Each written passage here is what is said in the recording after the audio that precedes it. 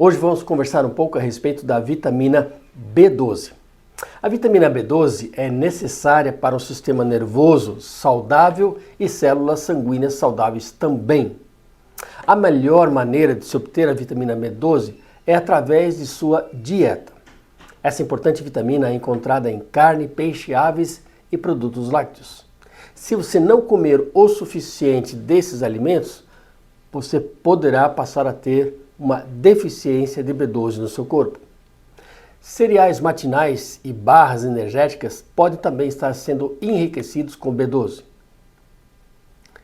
Porém, você também pode ter deficiência por causa de uma enfermidade, ou melhor, do tratamento. Por exemplo, a diabetes mellitus, porque a metformina, um comprimido muito usado no tratamento da diabetes tipo 2, tem como efeito colateral promover a deficiência da B12. E quais são as principais funções da B12? Primeiro, manter saudável as funções do cérebro e do sistema nervoso como um todo. 2. Ajudar na formação das hemácias, dos glóbulos vermelhos, das células vermelhas do nosso corpo, responsáveis por levar oxigênio até toda a estrutura do nosso físico. 3. Ajudar na formação do nosso material genético, DNA e RNA. E 4. Ajudar na manutenção dos níveis de homocisteína no nosso sangue. A homocisteína é um aminoácido presente no plasma do sangue que está relacionado com o surgimento de doenças cardiovasculares, como por exemplo o AVC, a doença coronariana, a trombose ou mesmo um infarto cardíaco. E o que a pessoa sente quando começa a ter deficiência da vitamina B12? Na realidade, bem no comecinho, a deficiência pode ser tão leve que os sintomas nem sempre são óbvios. Se você é um pouquinho baixo apenas em B12, talvez você não tenha sintoma nenhum.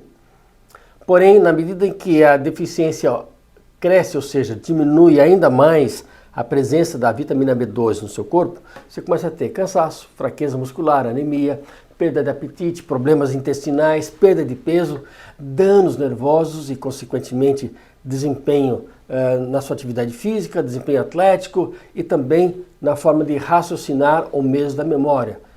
Obviamente, distúrbios de humor também se tornam frequentes. As causas mais comuns, já citei, são pelo fato delas se encontrarem em alimentos de origem animal, carne, frango, peixe e produtos lácteos. Na medida em que a pessoa deixa de comê-los, por exemplo, é o caso dos vegetarianos ou de uma pessoa vegana, ela passa a ter deficiência da B12. No entanto, não basta apenas consumir B12 em quantidade suficiente.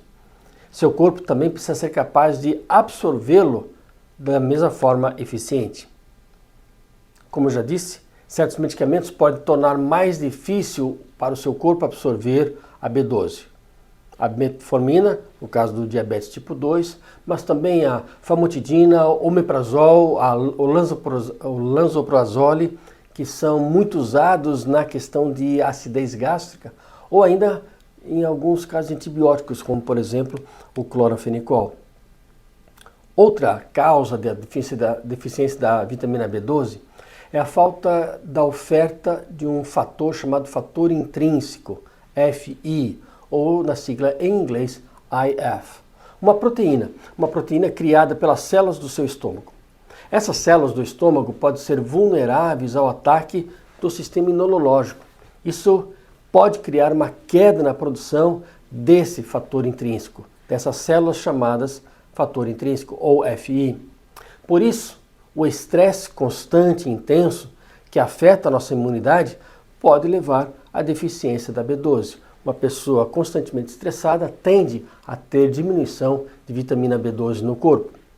Porque essa IF é necessária para absorver a B12 oferecida por via oral, seja pelos alimentos, seja pelos comprimidos. Ou seja, níveis muito baixos podem se avolumar. E quando os níveis se tornam bastante baixos, a situação pode ser grave, resultar em complicações, como por exemplo a anemia. E tem um detalhe: de acordo com uma pesquisa feita e apresentada pelo Journal of Oral Pathology and Medicine, em 2015, perto de 20%, ou seja, 1/5 das pessoas que tinham deficiência de B12 evoluíram para uma anemia chamada anemia perniciosa, também conhecida como anemia megaloblástica, um tipo de anemia específico para aqueles que têm deficiência de B12. Essa anemia megaloblástica, do grego haima, que é sangue, megalo, que é grande, e blastos, que é célula imatura. É uma condição causada pela redução do número de glóbulos vermelhos, ou seja, explicando de forma mais simples, tem menos glóbulos vermelhos, ou seja, menor quantidade, porém eles estão grandes e imaturos, consequentemente disfuncionais dentro da medula óssea e já entregues para o sistema sanguíneo. Agora, o que um glóbulo vermelho, uma anemia megaloblástica, causa? E por que ela acontece? A principal causa da anemia megaloblástica é a redução na síntese de DNA na produção dos glóbulos vermelhos. O DNA fica dentro das hemácias, mas a quantidade de DNA está baixa. A produção está prejudicada pela deficiência de B12. E essa forma de anemia caracterizada por causa dessa falta de fator intrínseco, essa proteína que se liga à vitamina B12 e auxilia na absorção pelo intestino delgado. Trocando em miúdos, menos DNA, a hemácia fica esperando para ter quantidade de DNA suficiente, ela vai crescendo e acaba sendo entregue com pouco DNA, volumosa, mas imatura. E uma célula imatura, também com baixa de hemoglobina dentro dela, vai não ter condições de levar todo o oxigênio que a pessoa precisa. E com isso, os sintomas dessa anemia incluem uma fadiga intensa, pele pálida, pode ter dor no peito imitando problemas cardiovasculares, tontura, dor de cabeça. Um outro possível sintoma de uma deficiência de B12 é perder o paladar e o olfato. Os sintomas mais graves incluem ainda batimentos cardíacos rápidos por causa da anemia, ou mesmo irregulares, ou ainda aquela sensação de falta de ar. A pessoa quer respirar, existe oferta de oxigênio, mas ele acaba não chegando em todas as áreas do seu corpo. Veja, queridos, estamos falando apenas, não de uma doença, da falta de um produto químico dentro do nosso corpo. A deficiência de B12 também pode levar agora a uma neuropatia periférica, com sintomas que podem incluir dormência, formigamento das mãos, formigamento dos pés, fraqueza, dor e parestesia, uma sensação, por exemplo, de queimação ou de coceira na pele. Geralmente, insisto, é sentida nos braços, nas mãos, nas pernas, mas principalmente nos pés. Essa neuropatia, ela tende a piorar cada vez mais. Algumas pessoas que experimentam essa dormência evoluem com um formigamento forte e uma sensação de ter espinho na pele. O baixo teor de B12 tende a ser associado também a altos níveis de um aminoácido chamado homocisteína, como eu já falei. Isso pode aumentar o risco também da doença cardíaca, ou seja, em concordância com esse distúrbio da homocisteína. Em outras palavras, uma deficiência grave de vitamina B12 e de longo prazo pode causar dificuldade para andar, a pessoa começa a ficar claudicante, não consegue andar, vai à depressão, delírios, perda da memória e até mesmo demência. E nos casos mais adiante, convulsões cerebrais. Uau! Voltando um pouquinho, vocês lembram, alguma vez ouviram falar da neuropatia diabética?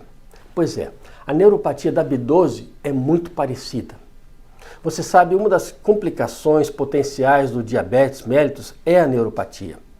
Ela é causada pelos danos da glicose elevada no sangue durante um longo período e muitas vezes afeta braços, mãos, pernas e, de novo, principalmente os pés.